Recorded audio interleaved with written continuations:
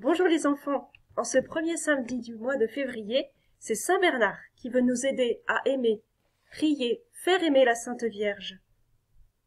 Ce grand chevalier de Notre-Dame est un bon modèle pour notre défi de ce mois. Dire merci spontanément, pardon s'il te plaît, s'il vous plaît. Ce qui nous fera franchir encore une étape pour gravir la montagne de la sainteté. Alors, connaissez-vous ce grand saint qui a vécu à l'époque des chevaliers et des croisades? Cette époque était marquée aussi par des luttes entre les rois et les empereurs et des grandes difficultés dans l'Église. Le père de Saint Bernard, Tesclin, seigneur de Fontaine et bouillant chevalier, guerroyait souvent loin de la demeure familiale. Il transmettait à ses enfants les vertus humaines et chrétiennes, les vraies valeurs de la chevalerie. Sa mère, quant à elle, Alette, est bien plus proche de ses enfants. Elle est une vraie sainte et transmet et éduque ses 6 garçons et sa fille dans une profonde foi chrétienne. Elle était dévouée pour tous, attentive à chacun, pauvres et malades. À chaque naissance, elle offrait à Dieu son nouveau-né et demandait, si c'était sa divine volonté, qu'il lui soit consacré tout entier. Elle sera largement exaucée, vous allez voir. En attendant son enfant Bernard, elle eut un rêve étrange qui l'impressionna beaucoup. Elle voyait son enfant comme un petit chien blanc tacheté de roux qui aboyait très fort. Un prêtre sut lui interpréter le songe. Son prochain enfant sera un grand prédicateur, dont la parole et les enseignements seraient entendus bien au-delà des frontières du royaume. Le petit Bernard est né au nord de Dijon en 1090, après 2 grands frères. Et après lui naîtra Ombeline, puis 3 garçons. En grandissant, Bernard resta toujours proche, très proche de sa maman, qu'il tâchait d'imiter. Il suffisait en effet de la regarder vivre pour savoir comment se comporter. À l'école, Bernard, bien que timide et réservé, avait pourtant une profonde influence sur ses camarades, qui remarquaient qu'il n'était pas comme les autres. Son enfance fut marquée d'une part par les récits des exploits chevaleresques, qui faisaient rêver les enfants, et d'autre part par la fondation d'une nouvelle abbaye que Bernard pouvait apercevoir des terrasses du château de ses parents. C'était dans la vallée de la Saône, une vallée marécageuse, que l'on a vu s'installer des moines construisant des petites cabanes parmi les roseaux, appelées cistelles, d'où le nom de l'abbaye, Cîteaux. Les moines, appelés cisterciens, cherchaient à retrouver la règle primitive de saint Benoît, sous la conduite de saint Robert. En constatant le peu de vocation, ce dernier pouvait bien se demander si l'ordre de Cîteaux ne disparaîtra pas en même temps que lui. Mais Dieu voyait plus loin, et dans sa divine providence, il avait prévu Bernard. Voici un événement extraordinaire mais discret, qui marqua son adolescence. Nous sommes dans la nuit de Noël. Plus pressé que les autres de sa famille, qui attendaient l'appel des cloches pour se rendre à l'église, Bernard se dirige avant l'heure, mais trouve la porte de l'église encore fermée.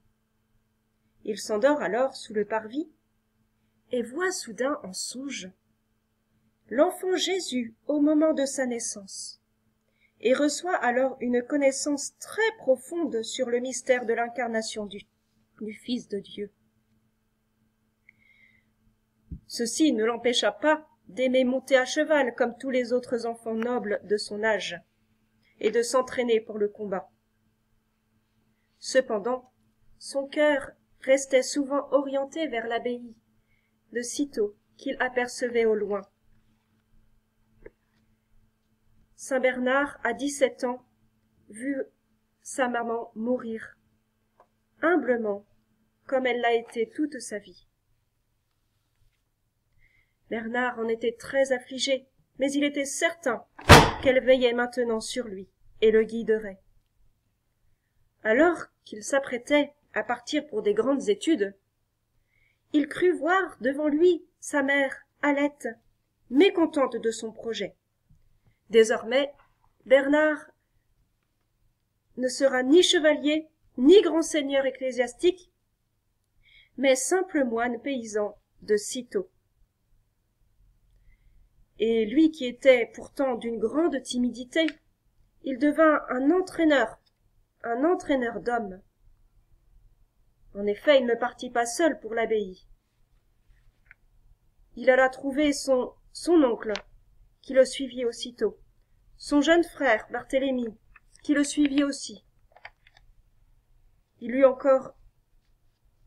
plus de mal à convaincre un autre de ses frères, mais voyant aux côtés de Bernard leur maman Alette, il se décida aussitôt, et il suivit Saint Bernard. Au château familial, il ne restait plus alors que Ombeline et le dernier petit frère. Lui aussi les rejoindra quand il sera grand.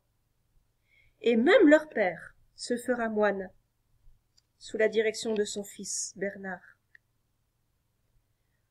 Ombeline, elle, s'était mariée et menait une vie mondaine. Mais plus tard, touchée par la grâce de Dieu, elle vint frapper à la porte de l'abbaye. Et elle devint une sainte religieuse. Aujourd'hui, nous l'appelons la bienheureuse Ombeline. Voilà toute la famille réunie au monastère. Et ils sentaient bien la protection de leur maman Alette sur eux. Grâce à Saint Bernard, l'abbaye, qui se voyait mourir, avait retrouvé toute sa vitalité. Les vocations continuaient à affluer, à tel point que 4 ans après l'entrée de Saint Bernard à Cîteaux, il fut envoyé fonder une nouvelle abbaye, avec 12 compagnons. Ils la nommèrent Clairvaux. Et à 25 ans, Bernard devint abbé. Il était un enfant aussi confiant qu'aimant envers la Sainte Vierge, comme sa maman le lui avait appris. On ne doute pas alors de l'affection de la Sainte Vierge pour son enfant, si docile. Un jour même, Saint Bernard, passant devant sa statue, la salua avec affection. « Ave Maria !» Et la statue s'anima, et la Sainte Vierge s'inclina à son tour. « Ave Bernardet !» Je te salue, Bernard. L'abbaye de Clairvaux dut s'étendre à son tour, comme Cîteaux, tant les vocations étaient nombreuses.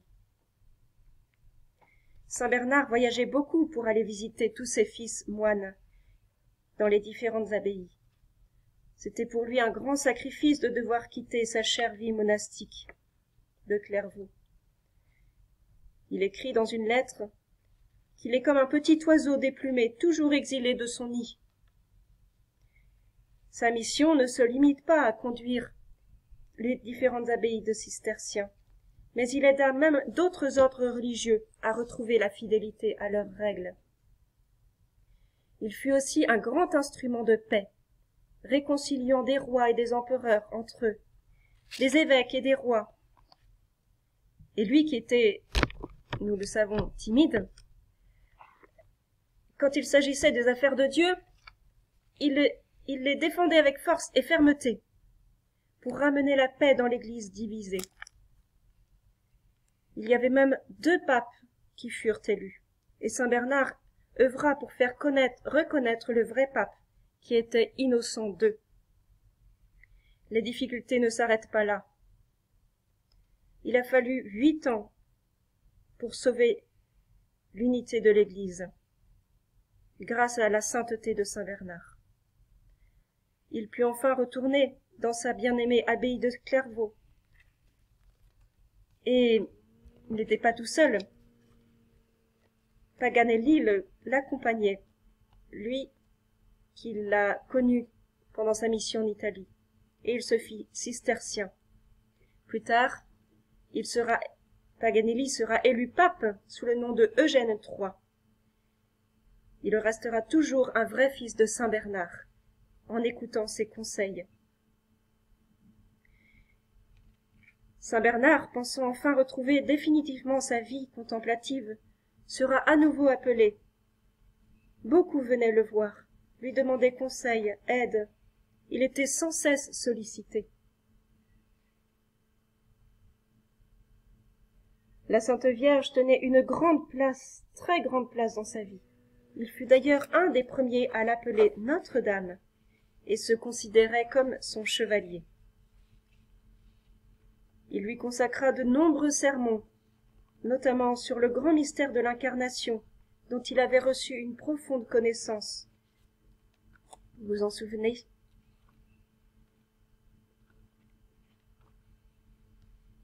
Et on raconte même qu'un jour, de retour de ses nombreuses visites des abbayes, en rejoignant ses frères à la prière, au moment où ils achevaient le chant du Salve Regina, il conclut ce chant par ces 3 acclamations. Ô Clemens, ô Pia, ô Dulcis Virgo Maria. Ô Clémente, ô très douce, bonne, ô très bonne, ô douce Vierge Marie, depuis ce jour ajouté à ce cantique.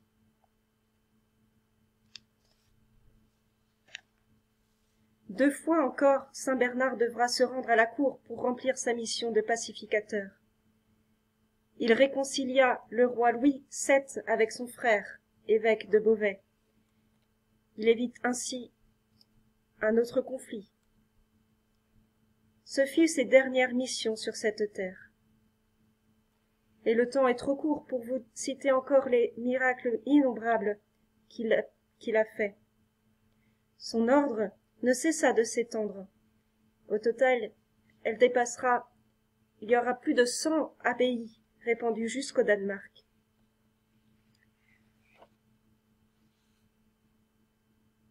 Saint Bernard, épuisé, se prépare à rejoindre le Seigneur. Et c'est le samedi 20 août 1153, jour consacré à la Sainte Vierge, qu'il rendit son âme à Dieu. Ses fils purent voir apparaître la Vierge Marie, qui vint chercher son âme, l'âme de son enfant bien-aimé.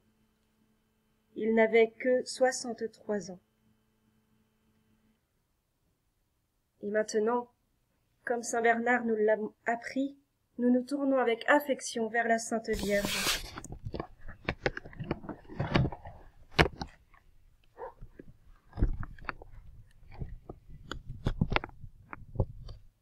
Si le vent des tentations s'élève, si tu heurtes le rocher des épreuves, si les flots de l'ambition t'entraînent, si l'orage des passions se déchaîne, regarde l'étoile, invoque Marie, si tu l'as su, tu ne crains rien. Regarde l'étoile, invoque Marie, elle te conduit sur le chemin. Notre-Dame des Neiges, priez pour nous. Notre-Dame, Mère de l'Église, priez pour nous. Saint Bernard, priez pour nous. Au nom du Père et du Fils et du Saint-Esprit. Amen.